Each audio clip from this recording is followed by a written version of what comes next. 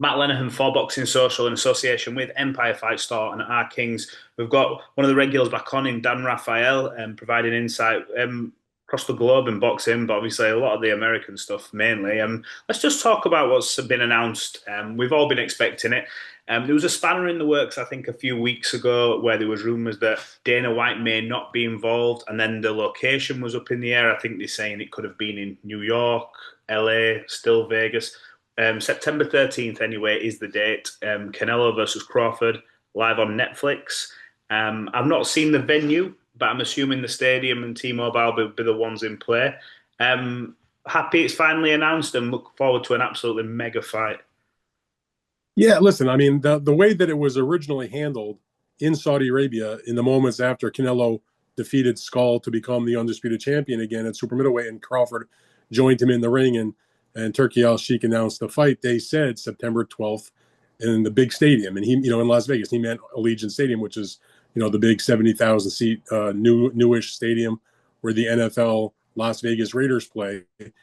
Okay. And was surprising to some people because the 12th is a Friday night, which was unusual, given that the mega fights in this day and age are always on Saturday. It wasn't always the case. If you go back through history, plenty of mega fights were during the week, on Fridays, you name it. But in the last 25 years or so, if it's a big fight, it's on a Saturday. That's just the way it is. So that kind of took people by surprise. And then, as you mentioned, there was some stuff that went on. I can't speak to exactly what went down, but then they announced it was going to be on the 13th. And as you said, Turkey posted something on his social platform saying it might be in New York, or it might be in Vegas, it might be in Los Angeles, etc. And that kind of threw people for a loop. But he then announced previous to that Dana and the folks from the still yet unnamed boxing promotion company being created by TKO would promote the fight. Not a surprise. Mm-hmm. And then they, of course, had their announcement that they were doing their so-called league together. And okay, so Dana's going to promote the fight. But then, a couple of weeks later, he says it's not going to, it didn't say it's not going to be promoted by Dana. He said it's going to be promoted by Sela, which is a Saudi part of their public investment fund. He didn't mention Dana or TKO. And it was sort of like, okay, well, what the heck is going on? In the end, Crawford and Canelo wanted this fight in Las Vegas. That's the only place that it made sense. And Turkey knows that. And no disrespect to LA or New York, but this fight is not a fight for either of those locations. Saudi Arabia was a non-starter for the event. It was always, this was always going to be an American-based fight. And whatever happened, they ended up saying once again that it's going to be Dana White. Dana said at his UFC event over the weekend in Newark, New Jersey, when asked about the rumors, he said, yeah, I'm promoting the fight. And then, of course, here on Tuesday, they made the official announcement that it would be still the 13th. Dana would be promoting the fight. They still have not announced the actual venue. They said Las Vegas, but I guarantee you, they did not announce the date, the promoter, and the city if they don't know where the fight is going. But that part of it, for whatever reason, they decided to make this announcement today. And the venue is probably being tidied up. From my understanding, and I guess it could change, they're in the process of trying to make everything work out to get the UNLV football team, which has a home game scheduled against Idaho State on Saturday, September 13th, to move that game to another location or to a different day. And they would then be able to have the fight at the stadium. If it doesn't happen there, obviously the fight would be at T-Mobile. I have not checked their schedule to see if they have an event that night in that arena. My understanding is that it was an available date. But the bottom line is, as Canelo stated a few weeks ago, he was doing a scrum with some media folks at a golf tournament he was at. And he says, look, Las Vegas is where this fight belongs.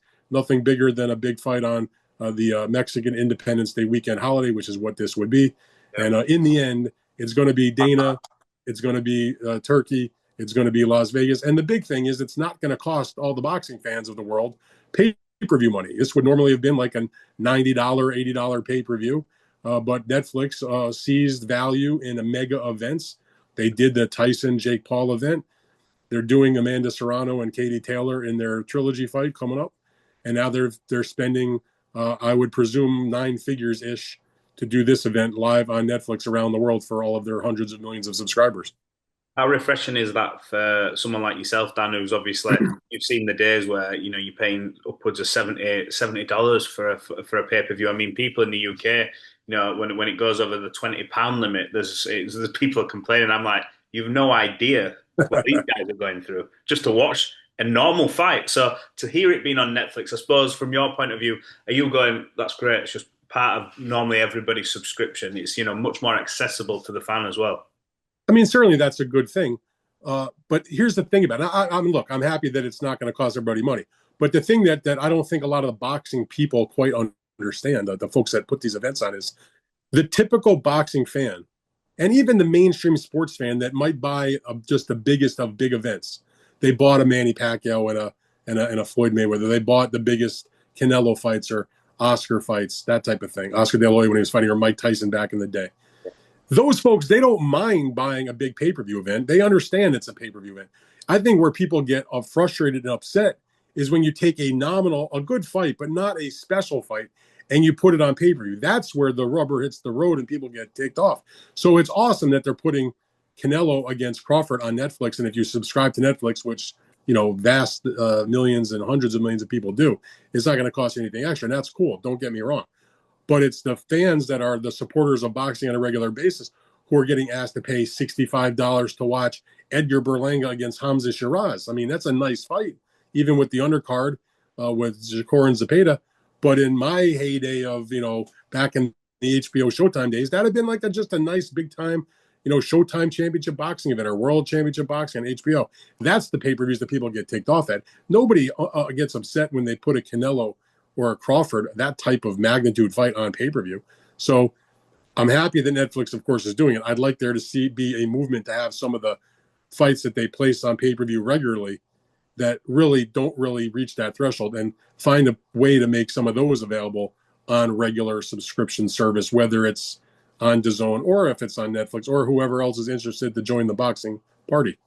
Yeah, well said. I think it's important now. We're entering, I think, an important period for boxing. So the more eyeballs on the sport, we've seen, like I said, the Jake Paul effect that it had on Taylor Serrano too, and the amount of eyeballs that were on that fight. And if you can do that and weed out some of the other fights, like you said, boxing fans and other fans, like I had friends who are not really interested in boxing, but they all bought Pacquiao and Mayweather, no matter what the price was. So, like you say, if they can make it affordable for these sort of the good fights, then I think everybody wins in the long run, I think. Matt, this is going to be the first time that Canelo Alvarez hasn't been on pay-per-view since the very beginning of his DAZN deal, which I think he had maybe 2 fights that were not on pay-per-view, and that they were offered on pay-per-view for those who didn't subscribe to DAZN. So I think like the Danny Jacobs fight and maybe one fight before that, but basically Canelo has been a pay-per-view fighter going all the way back to like post Josecito Lopez. I mean, 2000 and I don't even remember what year that was, but it's been probably about a decade since he's been in a major fight that was available to the masses. I mean, no disrespect to DAZN, but even when his fights were not on pay-per-view, when they were part of DAZN, they were only reaching a very tiny audience. Netflix is the biggest streaming service in the world. As I said, I think they count 300 million subscribers around the globe. Probably about 100 million or so are in the United States. It's huge. Yeah, mega, absolutely mega. Obviously, the weekend saw some. I suppose I was disappointed. I saw the weigh-in for Keyshawn. I saw the amount he came, Keyshawn Davis. Saw the amount he came over and the interview after, and I was really gutted when I heard the response of just outgrowing the weight. And we see fighters over the years. You a lot more than me. When somebody's really tight, dry at the weight, they miss it by like an ounce or something, and you think they're done in. Like he's tried to make that weight. A lot of the response I'm seeing online is if you come in that much overweight, and even Bob Arum, I think, said it himself that he hasn't attempted to make that weight. And then what ensued after on fight night, when you think he'd maybe be a bit more, I don't know, low key and just sort of get through the week, make your apologies. But then there's an incident as well in the back with one of his brother's opponents, and police are called. It was a nightmare weekend really for him, wasn't it? It was an absolute implosion because Keyshawn Davis came into this fight week with a lot of goodwill, a growing fan base, spectacular performances in recent fights. In my estimation, having interviewed him several times, an increased level of maturity. Remember back when he had the no contest against Nahir Albright, who was the fighter that defeated his older brother Kelvin on this undercard. Coming off of that fight, he got busted for a positive drug test because marijuana is still against the rules of the Texas Commission. And so he had that fight turned to a no contest and took a small suspension and was kind of like, well, I'm not going to stop smoking. And he was very defiant. And my perspective was, well, you can smoke if you want. If it's legal where you are, fine, so be it. But it's not going to help your career. It's going to hurt your career. And that's on you. Mm-hmm. And, that was my thought. And I think I wrote that or said that maybe on an interview with you or something.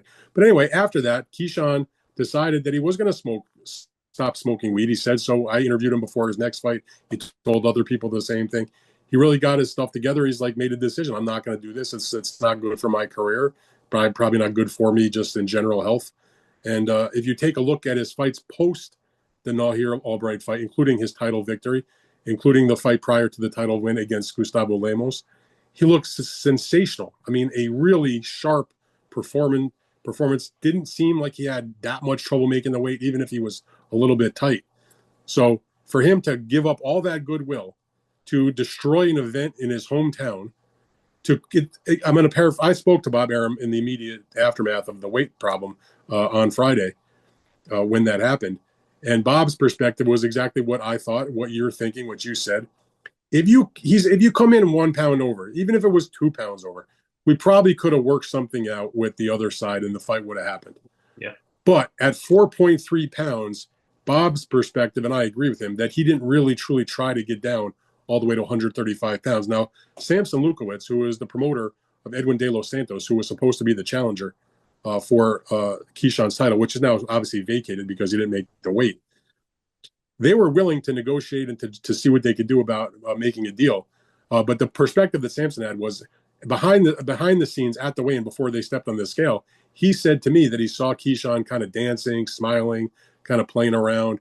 And as a guy like Samson, who's been around boxing for 30-something years, if a guy is supposedly struggling, really hurting to get down to the weight, which his guy did, by the way, you're not going to be singing and dancing.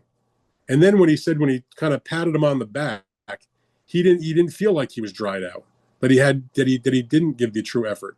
And he said, and I appreciate this perspective from Samson. They gave up, the fight, the opportunity. It's not worth our fighters' health to put him in that position. Now, there's been some stuff online, by the way, that they're getting their full purse. That is not true. Okay, Samson and Top Rank both have said to me on multiple of occasions since this whole thing happened that there will be some form of compensation. And Samson and the folks at Top Rank will speak about it, and perhaps they're speaking about it today, and there will be something. But it was made very clear to me by Top Rank that he will not be getting his full purse, nor are they obligated to pay him the full purse. They'll make some kind of arrangement where he will get paid.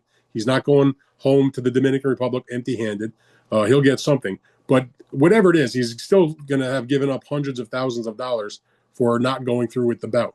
Yeah. And I appreciate Samson from the standpoint. But I've known Samson for 25 years. There are some people in this business who truly have their fighters' best interest at heart. I've always felt like Samson Lukowicz is one of those people, and they did right. Him and the trainer did right by Edwin De Los Santos. And Keyshawn Davis is a freaking disaster, man. Gets stripped of the title, blows up an event where he's the headliner at home, misses weight, loses the belt, loses a 7-figure payday of his own, which he won't get a dime of. And then, as you mentioned, after his brother Kelvin, the older brother, lost fair and square, I might add, to Nahir Albright, who hadn't fought since he had the fight with Keyshawn back at the end of 2023, that Keyshawn and their younger brother, Keon, who had won on the undercard, assaulted him in the dressing room and headbutted him. And even though we didn't see video of that, I've talked to people that were around that. People from Top Rank say absolutely the account that Albright gave to Mark Kriegel in the interview on ESPN was 100% accurate. He was accosted by the two Davis brothers. And then after that, there was the melee in the underground of the tunnel area backstage at the arena because of a blow up between Albright's brother and Keyshawn. And it was like a melee. They had to call the Norfolk police. Keyshawn ultimately got kicked out of the arena. And if I'm Albright, you call the cops on this guy. I mean, it was just the most unprofessional, low class thing I can think of in a long time in boxing. It's such a shame because, I remember, just to add to your point, the last sort of 2 or 3 times I've interviewed Keyshawn, it's been a different Keyshawn to the one from many years ago. So to see this, I'm thinking, right, you've got the belt now. This is the rocket's attached to your back now. You've got your hometown. You're getting 7 figures. go show out, do your thing. But to see that, and then I have to say as well, I think they put a statement out on Facebook saying the media tried to spin it as somebody getting jumped, and they said nobody got jumped, but everyone else seems to be saying obviously, and there was a mark. And by the way, I'm sick and tired of whenever there's somebody that's trying to deny something, it's always those of us in the media whose fault it is. The people that were reporting on this were speaking to the actual person involved, which is Albright. They gave the Davis brothers an opportunity to say their piece. They declined to comment. And like I said, I spoke to people from Top Rank, and it's their guy. And they said this is exactly what happened. So, that's what it is. It's not the media's fault. We don't make what happened happen. I report the facts. If it was not something that was accurate and they said it was complete nonsense, or the police said it was nonsense or whatever, okay, fine. Then you can have a debate. But there's little debate. If the only person saying it was false, are the two Davis brothers, who are the ones who are being accused, sorry, I wasn't born yesterday. One of the positives off the card, Abdullah Mason. Looks a terrific fighter. So young as well. Talking about world titles and how far you've seen a lot of fighters over the years, but he looks special. He looks like definitely a guy that has potential to become a top fighter, no doubt about it. I mean, I'm still, and I don't in any way want to say negative about him, because he's a terrific young fighter. Absolutely, he's only 21 years old. He's got a lot of maturity, it seems to me, a lot of poise. Doesn't seem to struggle with that weight, and is a dynamic puncher with both hands. Has got good speed. Got a small group around him. He doesn't have 1,000 people, in his ear, and he's on the right path. But he still hasn't really fought a top-level opponent. So I'm going to reserve my judgment until I see him in with a better grade of opposition. Remember, it was just a couple fights ago where he did get dropped twice in round number one. That's overcomable. I mean, I watched a young Oscar De La Hoya, a young Felix Trinidad get knocked down. I was there ringside when Canelo Alvarez didn't get knocked down, but almost got knocked out in the first round by Jose Miguel Cotto, which was Miguel Cotto's older brother. My first time seeing him in person, like, this is the guy they're all talking about. He almost got annihilated in round one. So obviously you got to keep it in your mind, but it doesn't necessarily mean bad things. I'm just making the point that I'm not going to get too all crazy excited. Let's see what he can do. But the point you made about the world title, now that the WBO belt was stripped away from Keyshawn for missing the weight, as it happens, the number one contender is Sam Noakes from England. Yeah. The number two contender, and he retained that position by winning impressively against Jeremiah Nakatia in what became the main event. He's the number two contender, and so I would anticipate the WBO at any moment will order number one versus number two, which is Noakes versus Mason for the vacant title. And as Mason stated after the fight in his interview, bring it on. That's what we're here for, to win titles. He even asked if he would go to the UK if that's what he came to. He says, whatever we have to do to make it happen, I'm there. I'll tell you what, that is a terrific fight. From everything I've seen of Noakes, obviously over here, this side of the pond, that is a brilliant fight. Even at this stage of their careers, and providing it's a good fight, both fighters do well, the stocks will still rise anyway. And it's potential. Yeah, look, it probably is a good fight. I'm still... maybe I'm a little grouchy old guy, but it still strikes me as annoying that they would be qualified for the world title when neither one of them has really done anything to really warrant the title shot at this moment. But be that as it may, that's the way the ratings work currently, and they'll be the beneficiary of Keyshawn Davis missing weight. Who, by the way, he said after the whole thing happened with the weight check, with the weigh-in, that he was moving up to 140 next anyway, which is another thing that would give credence to the fact that he didn't really try to make the weight. Yeah. Last one I want to touch on. There was over the weekend reports coming out regarding the August 16th Riyadh season card. Most of the time with Dylan White, Nick Ball, Sam Goodman. The one that stood out for me, though, and it was a guy who we spoke about, was Anthony Kakache on the card, but against Ray Ford. Now that is a proper fight. What do you make of them matchups? Obviously, Moses Atauma's the one who's been touted over here as the next big thing, doing a lot of good things. Dillian White's, not really been in form, been inactive. Obviously, I spent a little bit of time outside the ring. A lot of experience, but some good fights there. Yeah, listen, August 16th, which is the date that this is supposed to take place on in Riyadh, before this was put together, that was earmarked for Devin Haney against Teofimo Lopez. Now, that's not to say that some of those other bouts that are going to be on the show may not have been on that card also, but it clears the way now that Teofimo Lopez has decided not to sign a contract after agreeing to the terms with Haney. It frees up that date for other things to be on that show and be promoted. And so Moses Itama, remember after Moses defeated his opponent, Mike Balogun, on a pretty impressive knockout that took place a few weeks ago on one of the undercards, his manager, Francis Warren, had said on DAZN in the interview that they were looking to bring Moses back on July 19th to be in a fight on the undercard of the rematch between Usyk and Dubois. Now, that made a lot of sense. Obviously, you got the undisputed heavyweight title at stake, and it makes a lot of sense to have the brightest young heavyweight in the sport perform, alongside them on the undercard. Obviously, this opportunity came up to being a bigger fight to sort of have more of the spotlight and, just wait a few more weeks. And so I guess they took that opportunity. Look, it's a huge step up. I mean, I know Dylan White is not at his best anymore, but he's still a formidable guy. He still knows how to fight, still has tremendous amounts of experience, can still punch, has won 3 fights in a row for what that's worth since he got knocked out in the title challenge against Tyson Fury. Also, obviously, had the issue where he had a positive drug test and got dropped from the fight with Anthony Joshua, but he did sit out for a while after that. And so, look, he's 31 years old. This is the epitome of the crossroads fight. You got the 21-year-old monster prospect, everybody's prospect of the year, exciting heavyweight, very poised. They were talking about maybe he could break Mike Tyson's record to become the youngest heavyweight champion. Obviously, that was a lot of hype and spin, but I understood the point. There's not even a lot of 20-year-olds you could even contemplate that. At least with Moses, you could contemplate that if you could get the opportunity. And Dylan White, battle-tested, hardened veteran, been in with everybody, only's got the 3 losses. Lost to the very best out there, lost to Joshua back in the day when they fought the first time, lost to Tyson Fury.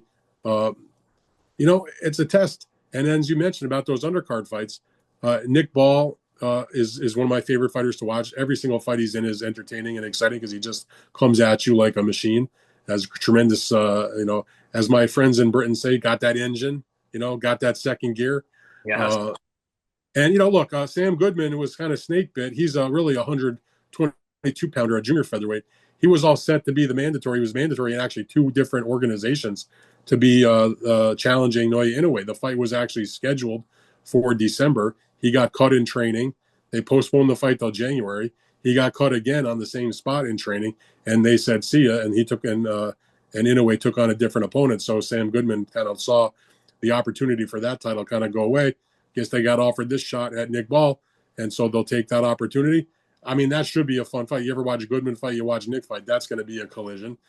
And I know you said you loved that 130-pound fight with Kasachi and Ray Ford. As you said, in my favorite British vernacular, it's a proper fight, no doubt about it. Not for a major world title, but doesn't change the interesting nature of the matchup. Yeah, good competitive fight though. Right, I think that covers a lot. We've got a few press conferences coming up, I think, in the next few weeks for Canelo Crawford, so we can sort of see how the two match up. Obviously, I'm not sure there'll be much said, but interesting times for boxing as always, Dan. I appreciate you giving us your time at short notice as well. So make sure you tune in to Fight Freaks Unite. We'll have the link in the description. We'll have it across the socials, Twitter especially as well. Subscribe to all the sort of latest breaking news. Obviously, we do the job, but Dan does it as well from his end, and it's almost instant. So yeah, make sure you subscribe. Appreciate it, Dan. Matt, thank you so much. Appreciate it. Thanks, Dan.